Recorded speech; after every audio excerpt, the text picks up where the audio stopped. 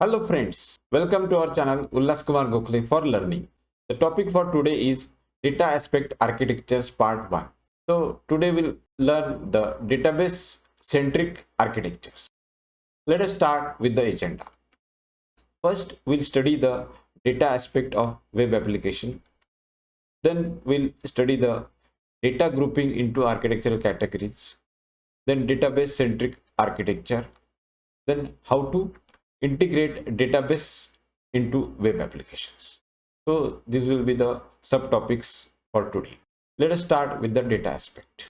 So data can be structured or not structured. So what is structured data? Structured data follows a defined scheme like tables in relational database or XML structures in a document. So that is the structured data.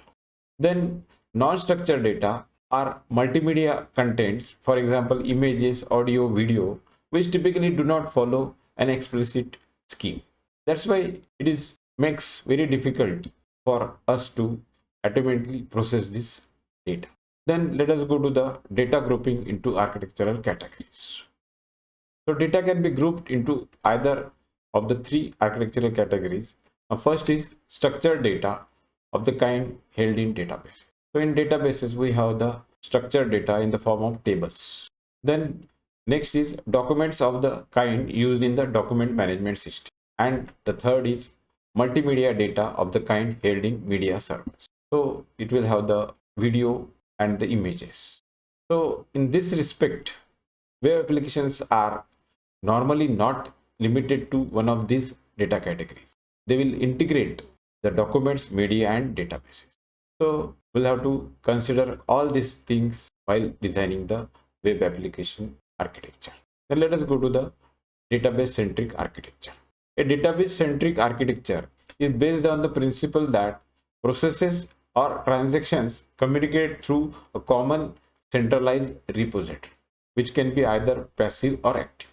So generally, this repository will be the database. Architectures in which database play a critical role, they are considered here. So it may mean a relational database system instead of in-memory or file-based data structure and access method configuration. That means we'll have a relational database system and then different methods to access the data. So let us see the diagram for this. So here we have the different data sources which will bring the data to the relational database management system, and the data will be stored here. And in order to view the data, we'll make use of the different RDMS tools so we can access the data. So here the access methods will be used for viewing the data. Then next, how to integrate databases into web applications. Say a number of tools and approaches is available to integrate database into web applications. So these databases are accessed either directly from within the web server extension in case of the two-layer architecture, or over an application server in case of the n-layer architecture. So we have already discussed these two architectures in the previous videos. So if you have not watched those videos, kindly go through those videos before you go through this video.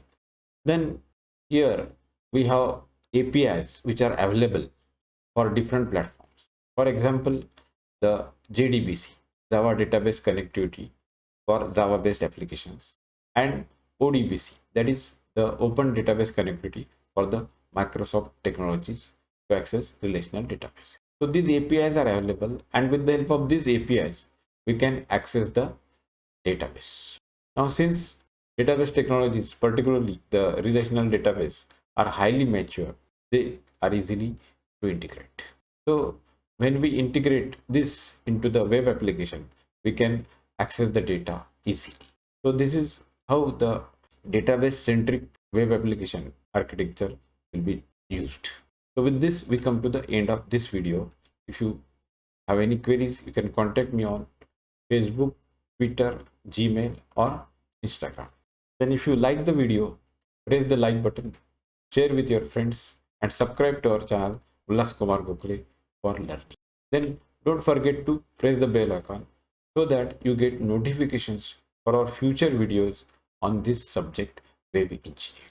Then thanks for watching. Have a nice day.